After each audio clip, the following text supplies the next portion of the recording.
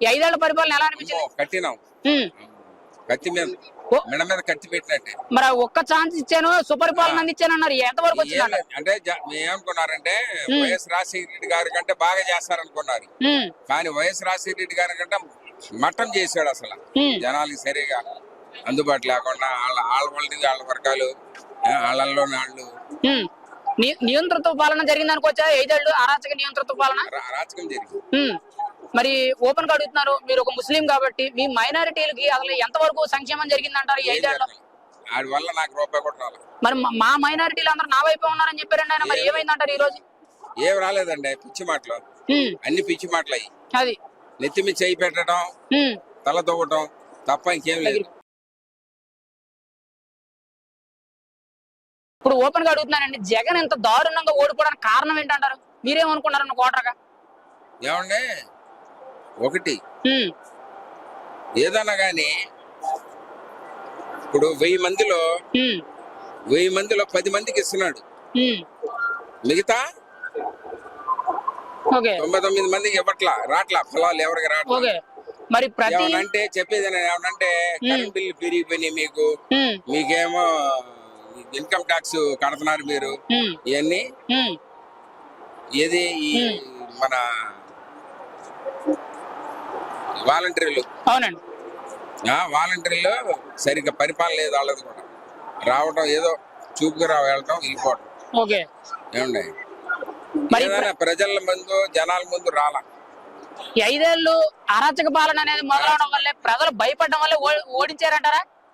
ఇంకోసారి వస్తే అసలు జనాలు రోడ్డు మీద నడవలేరు. ఇంకోసారి వస్తే అసలు ఏం జరుగుతుంది అనుకున్నారు మీరైతే? రక్తపాతాలే, మటలు జరిగిపోతాయి.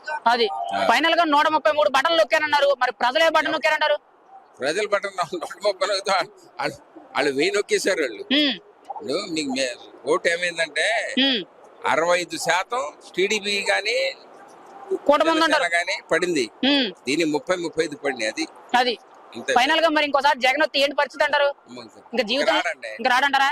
ఇంకా జీవితంలో ఎందుకంటే ప్రతి ఒక్కళ్ళు ఏమనుకున్నారంటే నాన్నగారి కంటే పరిపాలన బాగుంటదని అనుకున్నారు. వైఎస్ రాజశేఖర రెడ్డి గారి పరిపాలన కంటే ఇది బాగుంటది అనుకున్నారు. కానీ దానికి దరిద్రం చేశాడు.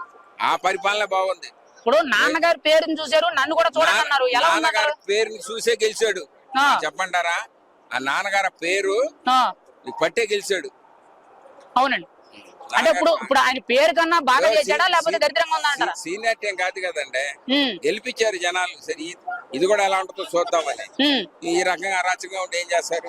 అది ఫైనల్ గా ఒక మాట అండి, పవన్ కళ్యాణ్ వైఎస్ఆర్సీపీని వైఎస్ఆర్ పార్టీని జగన్మోహన్ రెడ్డి అదపాతాలను తొక్కుతానన్నాడు. ఈ రోజు తొక్కాడన్నారా? అది అంటే ఈ రోజు కూటమి అనేది లెక్కడానికి కారణం పవన్ కళ్యాణ్ అన్నట్టు మాట్లాడుతున్నారు. మీరేమంటారు? పవన్ కళ్యాణ్ లేకపోతే కొద్దిగా బాబు వెనకాల పడేవాడు. ఎందుకంటే అతను కూడా ఇది సరిపోలా, బలం సరిపోలేదంటారు. పవన్ కళ్యాణ్ వల్ల ఈ రోజు కూటమి అనేది కానీ 164 మంది కూడా గెలిచారంటారా? అది ఫైనల్ గా ఒక మాట, రాష్ట్ర ప్రజలకు మీరేం చెప్పాలనుకున్నారు? ఏముండే, ఇంకా ఇక్కడ నుంచి బాగుంటది పరిపాలన, ప్రతి ఒక్కరికి కూడా అందుబాటులో ఉంటుంది ఏదైనా గానీ. ఏమండే, అతను వచ్చాక అన్ని ఇప్పుడు రాజధాని ఉన్నాడు, రాజధాని మట్టం చేసాడు. ఎకటం ప్రజావేది పడగొట్టాడు. ఆ తర్వాత ఇసుక. ఏమండే, ఆ తర్వాత చంద్రబాబు నాయుడు ఇప్పుడు ఇల్లు ఇవ్వాలనుకున్నాడు. ఇల్లు ఇవ్వాలనుకుంటే చంద్రబాబు నాయుడు ఇల్లు కట్టిని ఇవ్వచ్చు కదండి. ఇతనేదో మళ్ళీ కొత్తగా పెట్టడం, ఇది కూడా మబ్బి పెట్టాడు. ఎవరు డబ్బులు ఇవ్వాల, ఎవరికి కూడా ఇల్లు సరిగా ఇవ్వాలి. ఒక్క మాట అడుగుతున్నానండి, 100కి ఎన్ని మార్కులు వేస్తారు జగన్ పరిపాలనకు మీరైతే? ఒక్క మాట చెప్పండి నాకు. ఏమంటే వేసే వాళ్ళు కూడా లేరండి ఇప్పుడు. అసలు మీ ఉద్దేశంలో 100కి అయితే ఆయనకి ఎన్ని మార్కులు ఇవ్వచ్చు అని అంటారు మీరైతే? ఎన్ని మార్కులు వేస్తారు? 5-10 వేస్తారు. అది 5-10 అయితే గొప్ప అని అంటారు. అది రావడం